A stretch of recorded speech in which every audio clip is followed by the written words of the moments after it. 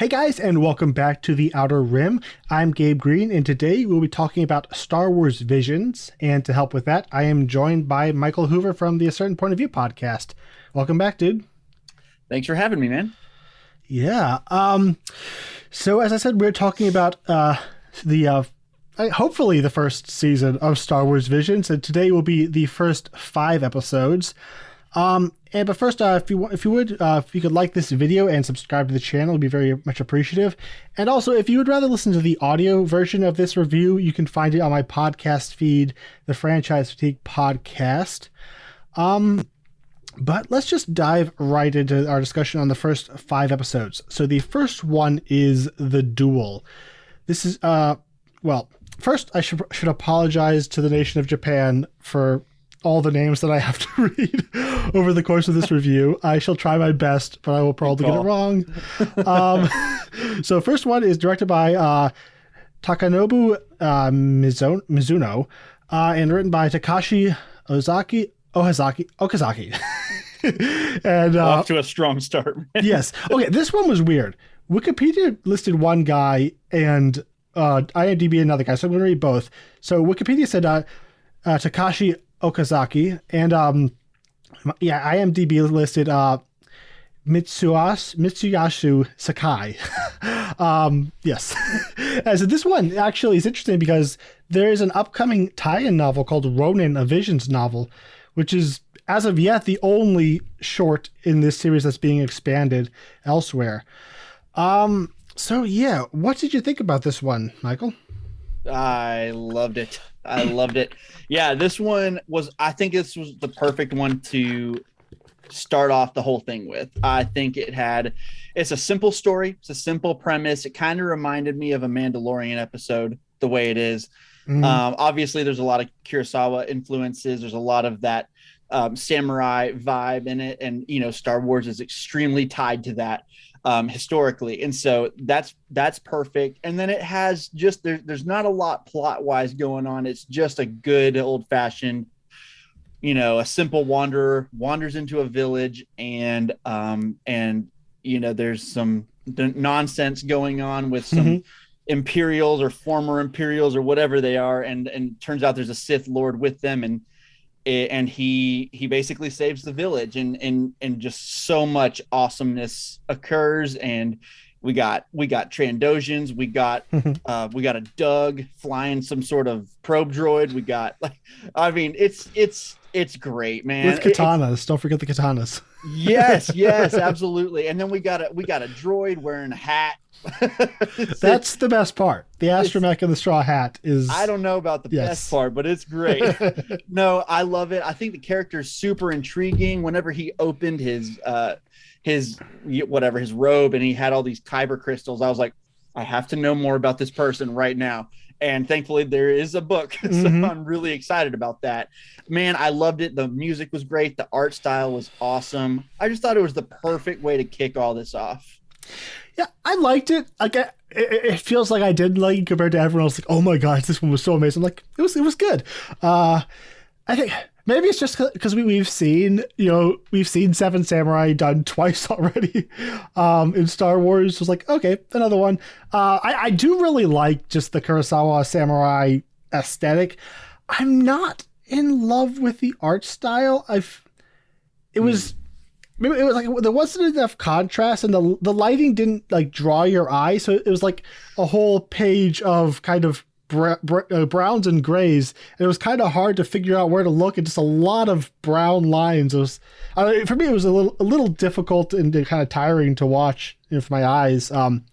But yeah, there was just some gorgeous images, particularly just anytime someone was standing there with their cloaks billowing in the wind. It's just that classic samurai image. It's pretty much the basic, Seven Samurai story. Not much to talk about plot wise. And as far as like how it's funny, like some of these could fit pretty easily into canon. Some of them, like the twins, are just like way out there. Like this one, I feel it seems like something that happens like after the fall of the Empire. I would guess like the Sith Lord is like an Inquisitor or something. But yeah, and then you have this Sith, or at least a dark side wielder who is hunting other Sith, which is it's a cool concept. It's pretty much just a concept because we don't really get into any of his motivations or anything, but yeah, that's an idea. Yeah. I found it really interesting when he said, "Unfortunately, no, I'm not a Jedi." I was like, that's a weird way to say that. I wonder what he means by that. Red lightsaber. Yeah. Oh man, when he pulled out the lightsaber and it was red. First of all, the fact that the lightsaber is like in a sheath. It's just, I think everything about this episode just worked for me. There wasn't anything about it that didn't work for me. I absolutely loved it. And from the trailers, it's so funny. I had the exact opposite reaction as you did with the art style. From the trailers, instantly I knew that one's going to be for me right away. And then I ended up watching it, and turns out it was just about everything about it. So, man, that's funny though. I think we're gonna have a lot of fun stuff, a lot of fun back and forth on some of these. It's gonna be fun. Yeah, like just a couple things to mention. Just lightsaber umbrella. That's pretty amazing. Have you seen the Chinese film Shadow? No, I have not. They use those just with blades. I don't know if it's an actual historical weapon. I highly doubt it. Doesn't seem very practical, but I like that cool. I like that it was an attachment that she took off. Mm-hmm. I thought that was really interesting. Yeah, and it's really funny because in Rebels, when they do the helicopter sabers, I absolutely hate it. Like, maybe it's just because it happens so much in that one episode in Twilight of the Apprentice. It just happens like back to back to back to back. And it's like, okay, you guys are kidding now. But this happened one time, and then she stabbed the guy with it and opened the umbrella through him. It was great. It was awesome. I'm disappointed he didn't like fall apart in pieces. They could have done that. That would have been sweet. They could have. Like, some of them get pretty freaking violent. Yeah, they totally could have gotten away with it. So anything else about this one you wanted to mention before we move on? Just that droid, that really awesome droid coming in with the gun. I don't know, man. I loved seeing all of I think Drew mentioned it the other day when we had Drew Tavares on the podcast the other day, and he talked about he thought it was really cool that these characters that we're used to seeing as bounty hunters, as like, almost bad guys, were actually like guarding the village, and they were the good guys in this case, like the Trandoshan and the Dug and the IG unit and all that stuff. They were kind of guarding and defending the people of the village. I thought that was really interesting, and the way they did it was really great. So I just enjoyed this one, man. It was awesome. Well, it wasn't an IG. It was a different one. It was like the one with the big bug eyes. You're right. Yeah, it wasn't an IG. With a really awesome minigun thing. Yeah, you're right. It wasn't an IG. My bad. Yeah, there's a lot of droids. There's a lot of droids, man. So yeah, I enjoyed this one. Didn't love it, but I definitely had a good time with it. All right, so next one is Tatooine Rhapsody. This one is directed by Taku Kimura and written by Yasumi Atarashi. And this, I should mention the studio as well. There wasn't a studio listed for the first one, but for this one, it was done by Studio Colorido. So this one, you have a Jedi who escaped the Purge, or a Jedi Padawan who escaped the Purge and joins a band. Yeah, this is one that I expected to hate watching the trailers. Like, I'm not an anime person. I've seen a lot of Ghiblis. I've seen a couple dozen anime films and a bit of Lupin the Third. But I don't like most of the anime tropes. All the just the things that make anime. A lot of them don't really work for me. And this seemed like it would be one that would, really lay thick into all of that. But I kind of like this one a lot. What'd you think? I did too, dude. This one was, honestly, I'm with you. From the trailer, I was like, I don't know what this one's going to be like. They're playing a show at the Bunta Eve, or what's going on here? And that's exactly what was happening. Dude, here's the thing. It's just a story about a group of friends who are in a band who, like, use the powers of their music together to like do good. Like it was just, and that's all the story was. And it was just, as a musician, as someone who just loves music and loves the community, the communal experience of playing music with others, I totally understand the feeling. And I don't know, man, when he was talking about like when they were playing that recording of the first time they played together, I was like, man, I know this feeling and I love it. I'm so here for this. I loved it. It was not a deep story, not a ton going on, although there was a lot of intriguing elements. Like you said, it was like he's a Jedi, I guess. That was what was it from? You said from the Purge or something? And yeah, the Jedi. Yeah, he seems to be running from stormtroopers, and he falls into the ship. Yeah, and so I'm curious about his character, but it basically doesn't get revisited from that point on. He can't activate his lightsaber, and it seems like from that point on, it's like I think that's actually not his identity. His identity is his real identity and purpose is to play music. Does he turn his lightsaber into the mic, if I'm not mistaken? It is the mic. I don't know if his mic just looked like a lightsaber or if that was his lightsaber. I don't know. Yeah, because there was this nice little underlying current about like identity and like what is he? Yeah. Like what's his purpose now? And he's just a band. Yeah. He's just a rocker now. But yeah, he's voiced by Joseph Gordon-Levitt. And so do you watch the dubs or I did not watch the Japanese version. Yeah, no. Me neither. I'm not an anime person. I know a lot of people probably only watch that version, but I did not. I watched twice through the regular dubbed ones. Mm-hmm. Yes, he's got a really good anime voice. Like he sounds like he belongs with that animation. One problem though, he can't sing. So I switched over to the Japanese audio for the songs. That's not happening. Actually, they're a lot of fun in Japanese, but here's my thing though. It worked for me because that's how rock singers sound live, dude. Like that was true to form. So like it worked for me because I was like, yeah, I know it was kind of pitchy, but it was like rock show pitchy. It wasn't like that guy can't sing pitchy. You know what I mean? That was like, I'm hearing the artist for the first time without the studio, the tune-ups and stuff that you do. And I can tell he sings, but I can also tell he's at a rock show. And I don't know, man. Okay. I'm making excuses a little bit only because I felt extremely nostalgic this entire episode.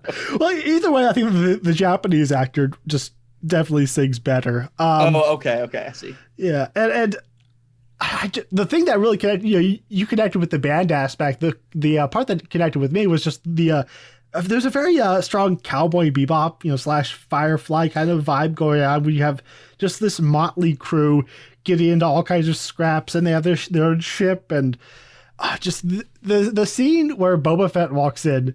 And you don't know what's going to happen, but the last thing I expected was for the Hutt to pull out a flamethrower guitar and just for them to throw down with Boba Fett in the concert hall. It's like when that's happening, I just had the biggest grin on my face, and they're flying away. Punch it! I thought I punched it already. That's a great line. That's a great line. Tamora, go ahead. Oh no, go ahead. I was saying that Tamora Morrison is just freaking iconic as just the voice of Boba Fett. I'm so glad they brought him back. It's funny, like this is the one that feels like the least Star Wars tonally. I wonder if that's why they grounded it so much in canonical Star Wars things. Just like have Boba Fett, Jabba the Hutt, his whole entourage. Go to the Boonta Eve racetrack. Like I don't think any of the others have either any returning characters or any locations that we've seen before. I think this is the only one that has makes any real use of. Unless Twins at the very end, the binary sunsets. Unless that's Tatooine. It could not be. Who knows? I don't know what is happening with Twins. That's all just way over there. Dude, yeah. You said it's the least Star Wars feeling episode, and I see what you mean, but thematically though, like, dude, Star Wars is found family, and this is nothing but that, you know. Yeah. And so it was totally Star Wars for me. When you were talking about how it's totally Firefly and Cowboy Bebop, and I was thinking, yeah, it's totally Star Wars, man. I mean, yeah, but there's the kind of swagger and tone is there's a kind of a unique feel. I think Cowboy Bebop does stand on its own, but yeah, it had to have been influenced by Star Wars. Yeah. Like everything is Star Wars if you go back far enough. Totally. And dude, the music totally makes it feel weird. Like it takes it out of. It's like I had to sit down and actually think about how is this Star Wars, and I was like, oh, I mean, it's right there, but the music totally does make you feel like you're watching something else. It's the music we grew up listening to in the early 2000s, mid 2000s, and it made me very happy. But it was really weird seeing like Tatooine and seeing Jabba and Boba, and then having this like punk music playing behind it. There was something strange about it, but I loved it. Yeah, a couple touches I saw during the concert. We get these flashes of people watching. We see a Figure and Dan and the modal nodes like sweating as they're watching this other band perform. And then we go outside of Ben Kenobi's hut and you see the music playing. Great touch. Why didn't they bring him in? They have a Boba Fett in there. Why not? I know, man. And then they had head bob and Boba Fett. Yeah. That was amazing. And the tail, Jabba's tail. Yeah, it's silly fun, and Star Wars is allowed to be silly fun. It's an an underdog bad story. I know this one's getting a lot of hate, but loosen up, people. Not for me, man. Not for me. Yeah. All right. Anything else about this one you want to mention? No, I wanted to make sure I mentioned bobblehead Boba Fett and Jabba's tail. But other than that, man, it was just a good old fun time in Star Wars. So it was good. All right. Next one is The Twins. This is directed by Hiroyuki Imaishi and written by Hiromi Wakanabayashi. I don't know. I'm not even going to try to say this way. This is very, very long. He has a name. It's a very nice name. Very nice name, yeah. And it's produced by Studio Trigger. So this one, this one's wild. It's a very strong visual style. Like this is my least favorite. I'm just gonna say it, but it has some amazing visuals, as you can see from my my background. Like really strong style, particularly when it goes into action. But I think like the opening shot tells you what kind of story this is going to be, where you have the one Star Destroyer attached to a second Star Destroyer. Like, we're just going to go bigger because bigger is better. And those are the rules. And the only rules this short abides by. What you think? Man, I agree. This is one of my least favorites, but that doesn't mean there isn't fun to be had. I found this to be the Michael Bay Star Wars anime entry. There's a whole lot going on that is beautiful to look at. A whole lot of nonsense other than that. But dude, some of the nonsense was a freaking blast, and I can't complain. The lights the battle, without any apparatus on his face on top of a Star Destroyer. It's insane. It's ridiculous, out of this world, even out of the Star Wars world. Like was this the one that the character said to a galaxy far, far away? Like, I don't know. They talked a lot. There's a lot of dialogue in this one. Neil Patrick Harris's character, I think he said... Oh, is that who that is? It is Neil Patrick Harris, yeah. And I thought it was him. It could have been a different one. Sorry if I got that wrong. But one of them said, I'm taking it to a galaxy far, far away. And I was like, wow, so we're outside of even the Star Wars universe here. This is totally making sense now. Dude, I did think Alison Brie played the girl. And she's in Community. She's great. but I felt like she was having the time of her life recording this. I thought she was great. Neil Patrick Harris's character, maybe it's just because he had more of the, let's just be nice here, the expositionally heavy dialogue. His didn't work as well for me, but Alison Brie, I thought she was great. She was she was crazy, but she was great. Yeah, I liked it. It was weird, but the dialogue is not good. No. It's classic anime, just heavy exposition dump, just the most technical dialogue. It's like there's no attempt to make it interesting or flow. It's like, it's just the lines they are saying are ridiculous. Yeah. As far as like the conflict, I don't really care at all. Like, there's these artificially created twins in the dark side, and their suits are going to power a mega laser to destroy planets. And okay. Yeah. But it was, for the first 5 minutes, couple minutes, I was thinking this was like a dark side version of Luke and Leia, because their suits are so clearly Vader inspired. You texted me and you said, "Is this dark side Luke and Leia?" I was like, definitely not. Just keep watching. But yeah, like, it looked like they're twins. Like, that would have been an interesting direction to go. And like, what if they turned to the dark side with them, and they got their big twin Star Destroyer.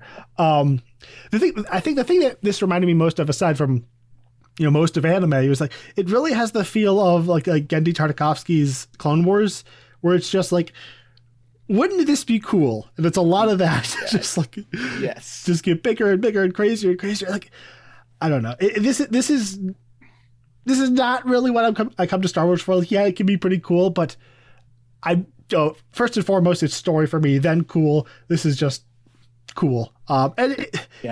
It's like, to say this jumps the shark a couple times is kind of an understatement. As you said, they're standing on the outside of a Star Destroyer that's clearly in space without any suits, and it's like, what is this? Or like, he has his lightsaber and he's cutting a Star Destroyer in half with a lightsaber, and when it reaches his sister, all it does is just scratch her chest, and then it keeps cutting through the rest of the Star Destroyer. It's like, it's called precision. Yeah, exactly. It's wild, and there are some really gorgeous visuals. Really impressive animation, but not my type. It is gorgeous to look at. Like, in our Facebook group, I even put the header as the last little bit where he's on, I guess, Tatooine with the X-wing stuck in the ground. Gorgeous shot. The one behind you is awesome. It's all very beautiful to look at. It is fun. I have a good time with it. And I actually do find the whole twins of the dark side kind of a thing to be somewhat intriguing. But this does seem like a little bit more of someone pulled this out of a really obscure area of legends or something, and they just really wanted to see this animated, and it did kind of seem like that, which a lot of that stuff doesn't really work for me. And so it like you said, I think this is low on both of our lists for sure. And but I know a lot of people have this near the top of their list. So this whole Visions thing is weird, man. It's great. I think it's great. Like, the next one we're going to talk about is my favorite, and it's not one that you cared for. So I have things to say about that one. People. Yeah, I can't wait to hear them. Yes. So that next one is The Village Bride. It's directed by Hitoshi Haga and written by Takahito Unishi. And the director also co-wrote it. And it is produced by Cinema Citrus. And so you liked it, so you can talk about it. I didn't like this one. Okay. I love this one. This one is my favorite of the bunch. And I don't even know where to begin, really. From the very beginning of this one, it had me enthralled just completely, especially coming out of the twins. It is like such a hard left, and in a good way. It is, every single shot just takes its time. It's got a more somber tone. The art style is gorgeous to me. I think Are it's you all. familiar with Ghibli or Miyazaki? No, I've seen kind of still images or whatever, but I'm really not. That is a plan this year. I'm planning. I have it HBO Max. I have them all queued up, but I haven't watched them yet. Yeah, this one really feels like it's kind of tapping into the kind of anime that Ghibli does. The way the colors, the way it's really in love, almost like worshipful of nature. That kind of Yeah, just that feeling, that tone, the mood, all of that is yeah, definitely feels like Ghibli. yeah. And then in that case, I'll probably really love Ghibli. Dude, the art style, the music. Oh my god, the music of this one. It just absolutely sucked me in from the beginning. Um, this one was just it was it's hard to explain. I keep telling people when they ask me about this one, it's hard to quantify on a certain level what really hits about this one. For me, it is obviously for me, it's just beautiful on a whole lot of levels technically. But I think them like thematically, whenever you're dealing with the whole, at the beginning, that guy that's exploring the planet, I guess he's a scientist of some kind, and he's exploring the planet, and he says it doesn't suit you, that mask. And we see I feel like we see throughout the episode this Jedi wrestling with her past and wrestling with some scars she has, and it turns out that it's literal. There's an actual scar, but seeing her kind of go through that, and at the end of the episode, her taking off that mask and saying I am a Jedi, and then that whole part, it's just I'm a sucker for that kind of thing. We're like just kind of accepting who you are, and not hiding from yourself any longer. I thought it was beautiful. I also loved the whole feel of the force of this one. So I think they called it, what did they call it? Wind or Magina. oh that Magina. So it reminded me of, so sometimes in Star Wars we're in these different planets, and we know it as the Force, but this culture knows it as something else. I remember in Rebels, we even had that episode with the Lasats where they, the Ashla and the Bogan yeah, or something like that, and they called it something else, but it was the Force, there's and a they. there's a story in the Legends of Luke Skywalker where they call it the Tide. It's where he learned to Okay. fish with that giant spear he used in the Last Jedi. Um, Oh, well, that's awesome. I need to read that one. yeah, it was Um, very similar to this. The way they had their own kind of mystical connection to it. yeah. And I think that's really cool. And I really liked that, seeing that these characters were, they kind of understood each other a little bit, because they both, the girl that was getting married and the girl that was a Jedi, they both kind of understood each other a little bit because of their relationship with the Force. And we see the whole thing with the sisters. There's that dynamic of kind of Satine and Bo-Katan, almost kind of a thing where Satine is more of the pacifist, and she's just going to do whatever it takes to keep her people safe, even if that means not fighting and sacrificing herself in a pacifist way. Whereas the sister, or Bo-Katan, is like, no, we're gonna fight this. This is stupid. Are you crazy? And I like that whole idea. But dude, it all kind of comes to a head, and it all kind of comes to a head in that last 5 minutes with you got the battle droids, and I think they're portrayed really cool in this one. I'm always Um, happy to have Matthew Wood back. it was great. He was perfect as always. Um, but dude, and it was predictable. I saw it coming. But when the Raider shoots the sister, and the bullet stops, Kylo Ren style, and from that moment on, the rest of the episode was just majestic to me. I just absolutely loved it. I loved the pace. I loved that it took its time all the way throughout. And that lightsaber, oh my gosh, it's so, I don't know, man. Like I said, it's hard to quantify. I know there's so many specific things and thematic elements of this that I absolutely love, but at the end of the day, there's something else too that I can't quite quantify, and it just really hits me in a great way. It's my favorite. Well then, let's go rain on your parade. Can't wait. Yeah, this one, I liked it. I think the ending really brings it all together. It's so much fun, that ending. Yeah. But all the things you're mentioning, like, I can recognize like the barest hint of where it was doing that. But at every point, just the way it chose to tell its story didn't really work for me. Just like what it spends time on, I feel like every single element of drama or theme is like really underdeveloped, and I just like I would have to like break it down beat by beat to get into too much. But I think the big thing is like I don't really know or care about any of the characters, particularly this Jedi. Like, I don't know what she's hiding from. Like, why does she wear a mask? What is she afraid of? What is her past? I have no clue. And like what prompts her change is just she just stands in the forest for a night, and then she comes back the next day and we have that triumphant scene. Like, okay, like where were you? What happened? And why did that make you become where you are now? I couldn't tell you. And it just, the way the mysticism is portrayed is kind of, I'm not a fan.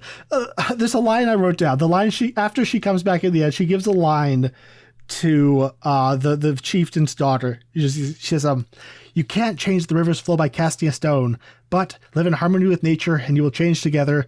The people of this world know that well. You know that the breath of life becomes wind and will always respond." And it's supposed to be like, what does that even mean? It's supposed to be this big meaningful line. It's gibberish to me, and I'm like, okay, this is nonsense. It's just it's reaching for a lot of ideas, and not a single one of them lands for me. Outside of some of the action was really cool, and that lightsaber is awesome. Yeah. Well, alrighty then. Yeah. No, dude, I don't know, man. I get it. I see what you're saying. I think part of it too is like, I just know we're not going to get all the details I really want. Like, this is one story for like what, 19 minutes. I think this one is something like that. And it's no more than that. And it's telling, like, it is trying to tell a lot. And you're right. It's trying to tell a lot of story, and it's taking its time doing it. But the way they told it through visual cues the whole way really worked for me. It explained more than enough for me to get attached. I felt like she changed her mind after kind of seeing, you know, the ceremony of the bride being carried up the mountain, and seeing them interact with Magina, and then having dinner with the village that night, and seeing how distressed everyone was at this it's supposed to be a celebratory event. It's a wedding, but it was more like a funeral.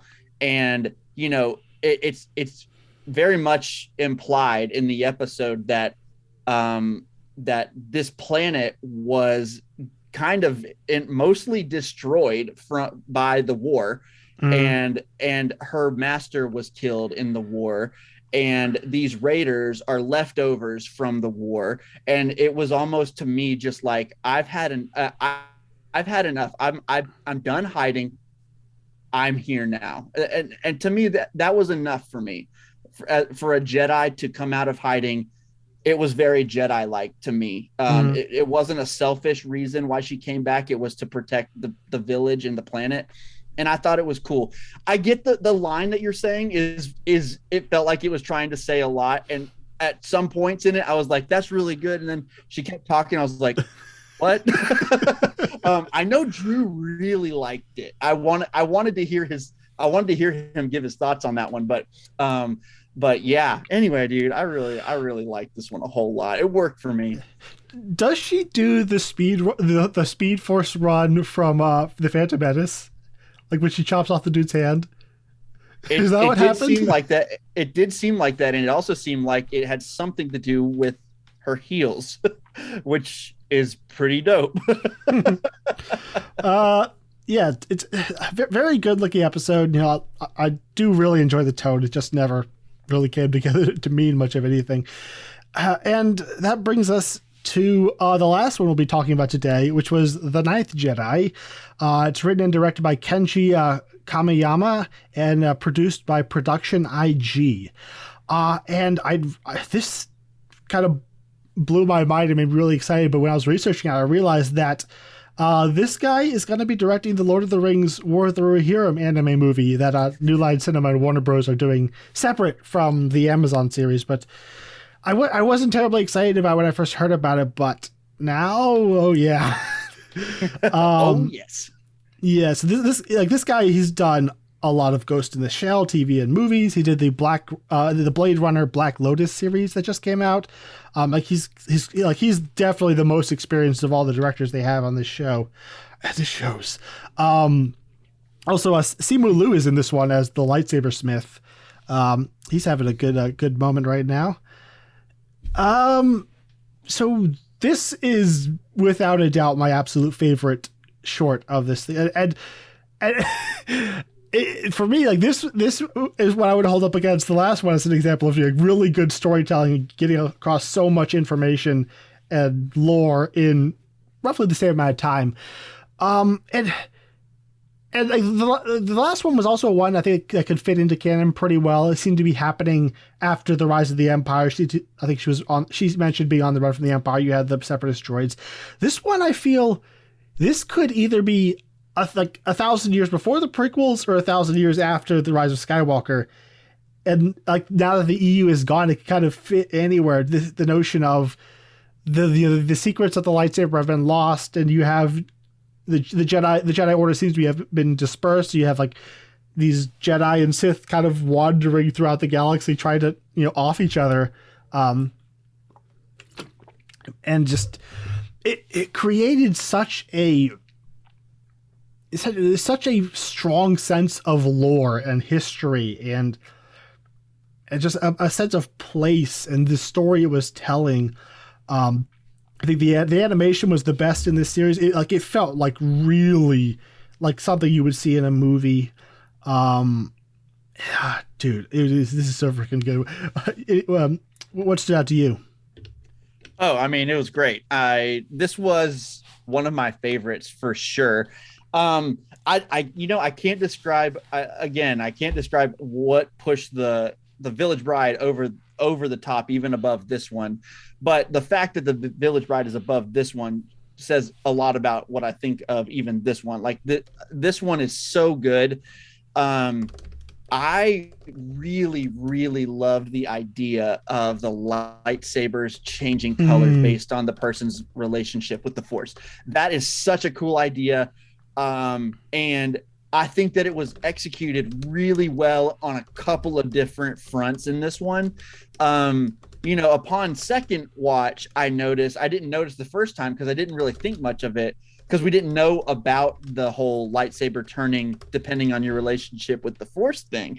But when Simu Liu's character, the sabersmith, turns his on, it is blue. And so, like, to me, I didn't even think about, oh, this guy is definitely a Jedi. This guy seems to be a Jedi. It seems like that now after going back and watching it. He seems to be very connected with the Force in that way and for good. And so I loved the idea of, I can't remember the girl character's name. Kara. Kara. I loved the idea that her saber was like kind of a tealish clear color. It was mostly clear at the beginning, but she was clearly skilled. But as it went on, her connection with the Force grew, and like by the end of it, it was just a full-on green. And I loved that. And I also, the reveal that all of the Jedi were actually not Jedi with the red sabers, that was so good. I loved it. There's so many moments where they use that, like when what's the Margrave, where he snatches the guy's lightsaber and it turns from red to green in his hand, or when the last acolyte, as he fights, his saber starts to turn purple, where he's not in this. It is such just beautiful visual storytelling.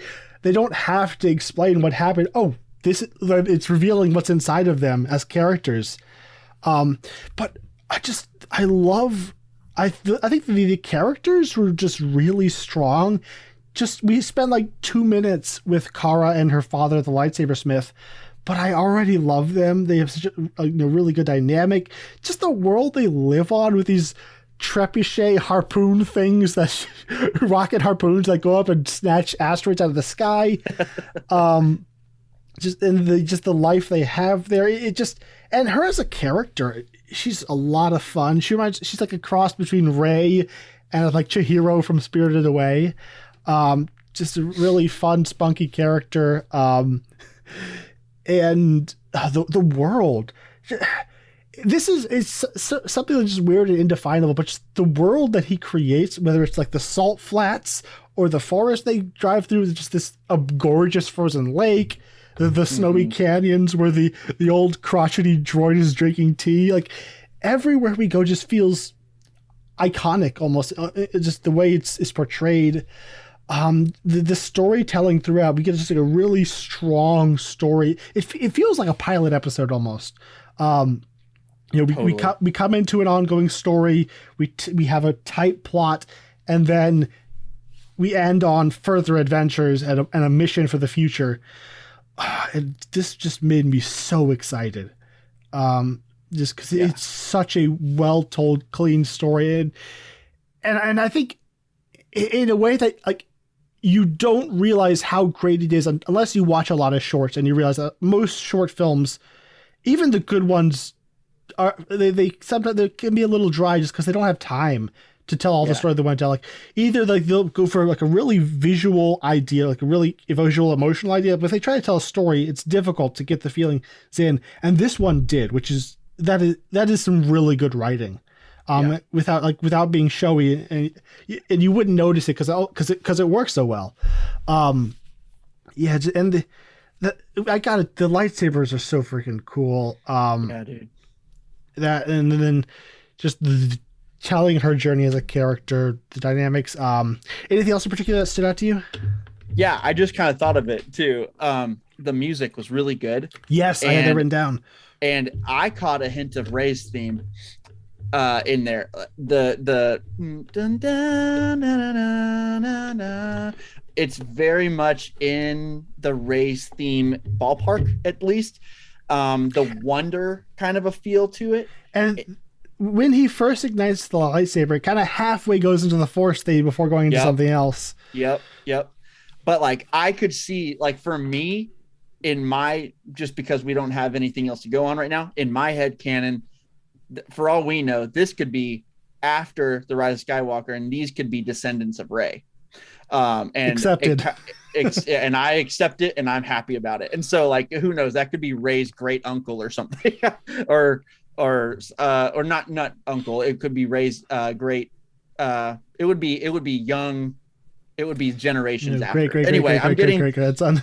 I'm getting all of those confused. Anyway, my point is, I felt that there could be some sort of Rey lineage, at least. Like that's how, when I was watching the episode, I didn't get pre-High Republic vibes. I got post Rise of Skywalker vibes, and I like it there. I really like it there. And this, you're right. This did feel like a pilot. This did feel like an episode of a show or at least like the first episode of a show.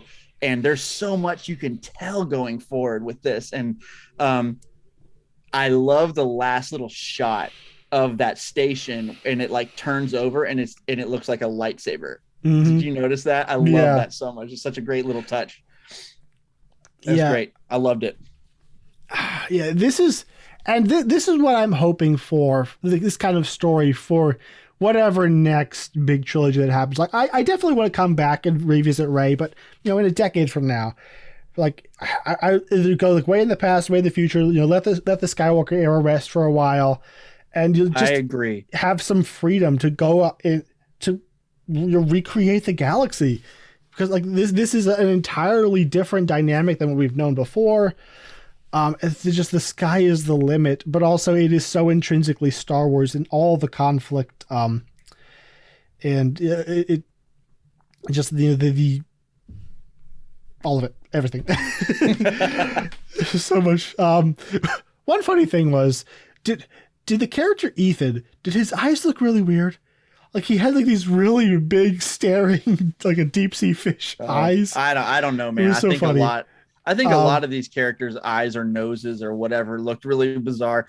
Oh, I forgot to mention the droid. I love the droid. He was like a lazy version of oh gosh, what's the Rogue One? The Rogue One K2SO. K2SO, yeah. It was like a retired old version of K2SO. I was thinking Eeyore, but yeah. Yeah, there's like a combo. I suppose. Yeah. I am disappointed that no one yelled, "It's a trap!" when all the lightsabers went red. Like, come on, it was right there. It was right there. This was so really violent. Like, there's like they cut people in half, and like just you can see all the gore in the insides.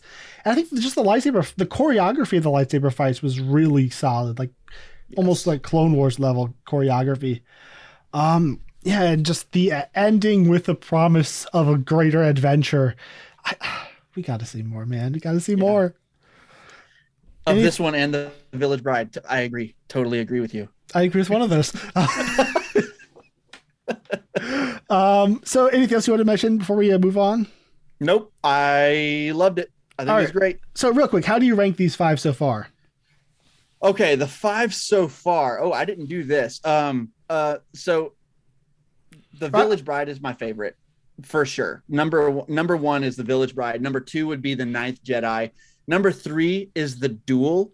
That one is so good for me. And then let's see, I would put Tatooine Rhapsody at number 4, and then I would put the twins at number 5. That would be my least favorite of the 5. All right. For me, it would be number 1, The Ninth Jedi. Number 2, Tatooine Rhapsody. 3, The Duel. 4, The Village Bride. I'm sorry, Michael.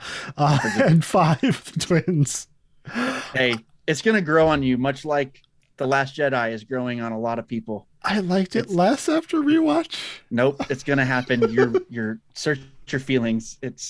I don't know. something, search your feelings. You know what to do. All right.